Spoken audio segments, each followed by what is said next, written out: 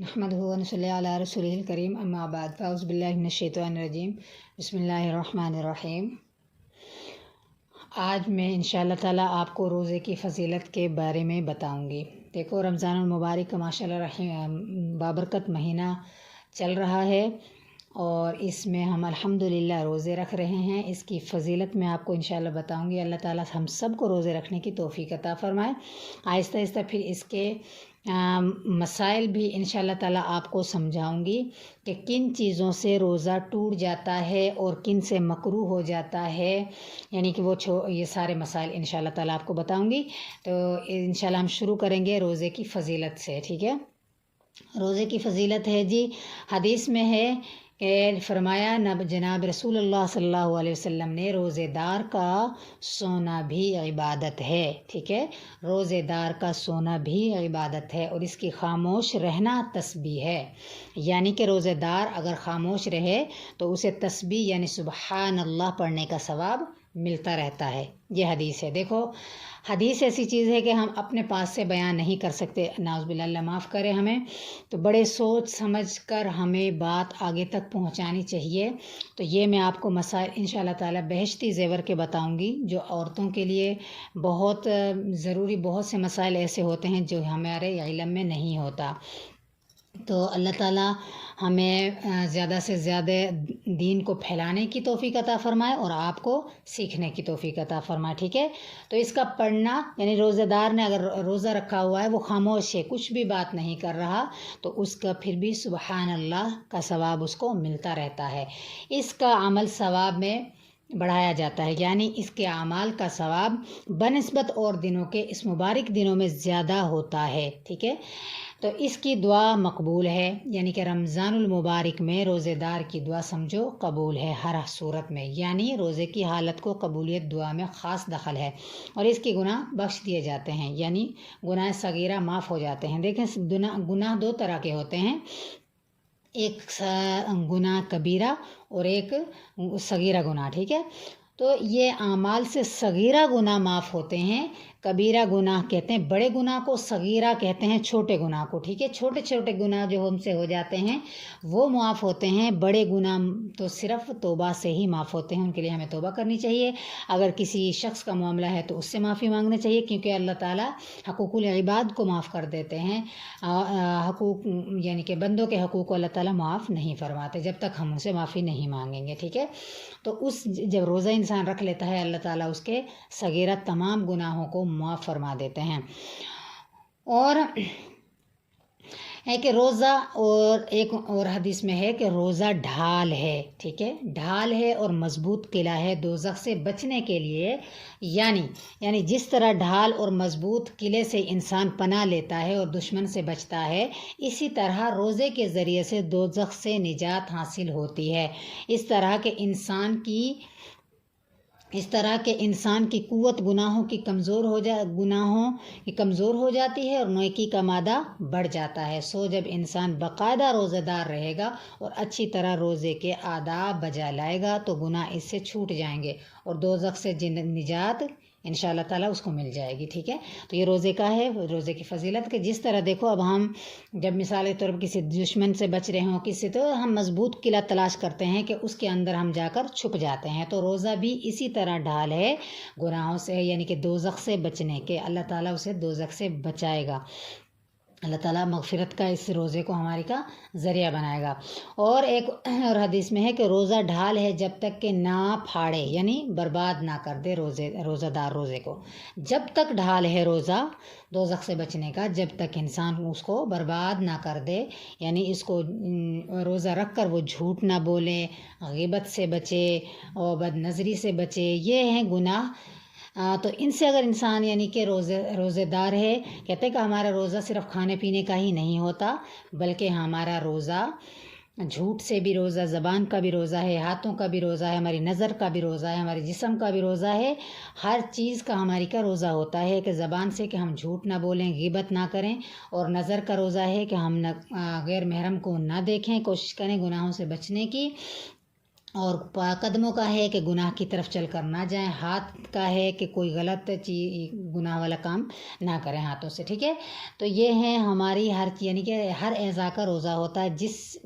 روزہ کب ڈھال ہے؟ تب ڈھال ہے جب ہم اپنے روزے کی حفاظت کریں گے، اس کو برباد نہیں کریں گے، یعنی ڈھال کا کام دیتا ہے جیسا کہ اوپر بیان ہو چکا ہے، مگر جب کہ اس کو گناہوں سے محفوظ رکھے۔ اگر روزہ رکھا اور غیبت اور جھوٹ وغیرہ اور گناہوں سے باز نہ آئے تو وہ فرض ادا ہو جائے گا، مگر بہت بڑا گناہگار ہوگا، ٹھیک ہے۔ یعنی کہ اگر ہم نے روزہ رکھ کے غیبت بھی کر لی، جھوٹ بول لیا یا کوئی بھی گناہ ہم سے ہو گیا، تو روزہ وہ تو فرض تو ہمارا ادا ہو جائے گا، ٹھیک ہے، ٹوٹے گا تو نہیں روزہ ادا ہو جائے گا فرض، لیکن ہمیں بہت سخت گناہ ملے گا۔ روزے کی جو برکت حاصل ہوتی ہے اس سے بھی محرومی ہوگی، ٹھیک ہے، جو روزے کی برکت تھی اس سے بھی ہم محروم ہو جائیں گے۔ اس لیے بہت عاجزی سے آپ سے التجا ہے کہ کوشش کریں اپنے اعمال کو درست کرنے کی رمضان میں، اور اعمال بنانے کی کوشش کریں اور اپنے نفس کو ڈھالنے کی کوشش کریں۔ اور ایک اور آدمی اس میں ہے کہ روزہ ڈھال ہے دوزخ سے، سو جو شخص صبح کرے اس حال میں کہ وہ روزہ دار ہو، بس نہ جہالت کرے اس روز، اور جب کہ کوئی آدمی اس سے جہالت سے پیش آئے تو اسے بدلے میں برا نہ کہے، کہ صبر کرے۔ اگر کسی نے بدتمیزی کی یا گالی وغیرہ دی تو آگے سے خاموش ہے اور اس سے بری گفتگو نہ کرے، یعنی کہ اسے بدلہ نہ لے، اور چاہیے کہ کہہ دے تحقیق میں روزے دار ہوں، ٹھیک ہے، اسے بلکہ کہہ دے کہ بھائی میرا روزہ ہے، میں غلط بات نہیں کہہ سکتا۔ اور قسم ہے اس ذات کی جس کے قبضے میں محمد صلی اللہ علیہ وسلم کی جان ہے کہ بے شک بدبو روزے دار کے منہ کی زیادہ محبوب ہے اللہ کے نزدیک مشک کی خوشبو سے بھی زیادہ اللہ تعالیٰ کو روزے دار کی جو روزے کی وجہ سے ایک منہ میں اسمیل ہو جاتی ہے، مہک ہو جاتی ہے، وہ اللہ تعالیٰ کو مشک کی خوشبو سے بھی زیادہ پسندیدہ ہے۔ یعنی قیامت کے روز اس بدبو کے بدلے میں جو روزے کی حالت میں پیدا ہوتی ہے، روزے دار کے منہ کے اندر مشک سے زیادہ پاکیزہ خوشبو آئے گی۔ یعنی کہ جب ہم رمضان کے روزے رکھتے ہیں تو قیامت کے دن اللہ تعالیٰ روزے دار کے منہ میں خوشبو ایسی پیدا فرما دیں گے جو مشک سے بھی زیادہ پاکیزہ اور خوشبودار ہوگی، اور وہ محبوب ہوگی خدا کو۔ اور یہ بدبو جو روزے دار کے منہ کے اندر دنیا میں پیدا ہوتی ہے وہ سبب ہے اس خوشبو کے حاصل ہونے کا، ٹھیک ہے، یہ سبب بنی اس خوشبو کے حاصل ہونے کا جو روزہ ہم نے رکھا، جو قیامت کو میسر ہوگی، اور قیامت کے دن اللہ تعالیٰ وہ خوشبو ہمیں عطا فرمائیں گے روزے کی برکت سے روزے دار کو، ٹھیک ہے۔ اور ایک حدیث میں ہے کہ روزے دار کو ہر افطار کے وقت ایک ایسی دعا کی اجازت ہوتی ہے جس کی قبول ہونے کا خاص وعدہ ہے، ٹھیک ہے، ایک دعا اللہ تعالیٰ ہر حال میں روزے دار کی قبول کرتا ہے۔ کس وقت؟ افطار کے وقت۔ جب افطاری کا وقت ہوتا ہے تو زیادہ سے زیادہ دعا مانگا کریں، وہ قبولیت کا وقت ہوتا ہے۔ کہتے ہیں جب انسان روزے دار ہوتا ہے اور وہ بھوک ہوتی ہے اسے، اور وہ دعا مانگ رہا ہوتا ہے اور وہ روزہ نہیں کھولتا، تو اللہ تعالیٰ فرشتوں سے پوچھتا ہے کہ اے میرے فرشتوں، اس بندے کو کس نے روکا ہوا کھانے بھی؟ اس کے سامنے تو اتنی چیزیں کھانے والی رکھی ہوئی ہیں، پھر کیوں نہیں کھا رہا یہ؟ وہ کہتے ہیں اللہ تعالیٰ تیرا حکم نہیں ہے، وہ روزے سے ہیں، کس کے حکم سے؟ میرے رب کے حکم سے انہوں نے روزہ رکھا ہوا ہے، وہ تیرے حکم کے منتظر ہیں کہ جب اللہ کا حکم ہوگا تو ہم روزہ کھولیں گے۔ تو اللہ تعالیٰ کہتے ہیں، فخر کرتے ہیں فرشتوں میں کہ تم گواہ رہو میں نے اس انسان کو بخش دیا، اور اللہ خوش ہوتا ہے کہ میرا بندہ ہر نعمت اس کے سامنے اتنی نعمتیں ہیں میرے کھانے کی چیزیں، لیکن میرے حکم کا منتظر ہے کہ کب اللہ کا حکم ہوگا اور میں کھانا کھاؤں گا۔ اس سے پہلے کتنی بھی بھوک کی شدت ہو، پیاس کی شدت ہو، وہ برداشت کرتا ہے اور اپنے روزے کو پورا کرتا ہے۔ تو یہ ساری نعمتیں، یہ سارے انعامات اللہ تعالیٰ نے اسی لیے ہمارے لیے عطا فرمائے، بہت بڑے انعامات ہیں جو۔ اور ایک اور حدیث میں ہے کہ روزے دار کو ہر افطار کے وقت ایک دعا، ٹھیک ہے، ایک دعا کی اجازت ہوتی ہے کہ اس کی وہ ہر حال میں دعا قبول ہوتی ہے، ٹھیک ہے۔ اور ایک حدیث میں ہے کہ جناب رسول اللہ صلی اللہ علیہ وسلم نے 2 آدمیوں سے فرمایا کہ تم روزہ رکھو، اس لیے کہ روزہ ڈھال ہے دوزخ سے بچنے کے لیے اور زمانے کی مصیبتوں سے بچنے کے لیے، یعنی روزے کی برکت سے دوزخ اور مصائب اور تکلیف سے نجات ملتی ہے، ٹھیک ہے۔ اللہ تعالیٰ دنیا میں بھی فائدے ہیں روزے کے اور آخرت کے بھی فائدے ہیں، ٹھیک ہے۔ یہ حدیثیں میں نے آپ کو اس لیے بیان کی تاکہ ہمیں پتہ چلے کہ ہم روزہ رکھ کر کتنی بڑی اللہ تعالیٰ کے فضیلت حاصل کر رہے ہیں ماشاء اللہ تعالیٰ. دنیا کے بھی اللہ تعالیٰ فائدے ہمیں عطا فرماتا ہے، اور آخرت میں تو انشاءاللہ جب انسان کی آنکھیں بند ہو جائیں گی اس کے بعد ہمیں علم ہوگا کہ ہم نے کیا پایا اور کیا کھویا. اس لیے اپنی چھوٹی سی زندگی کو اعمال پہ لائیں. جو بہن بھائی روزہ نہیں رکھتے وہ روزہ رکھیں. دیکھو روزے میں اللہ نے شفا فرمائی. ہاں جب جان جانے کا خطرہ ہو تو روزے میں رعایت فرمائی.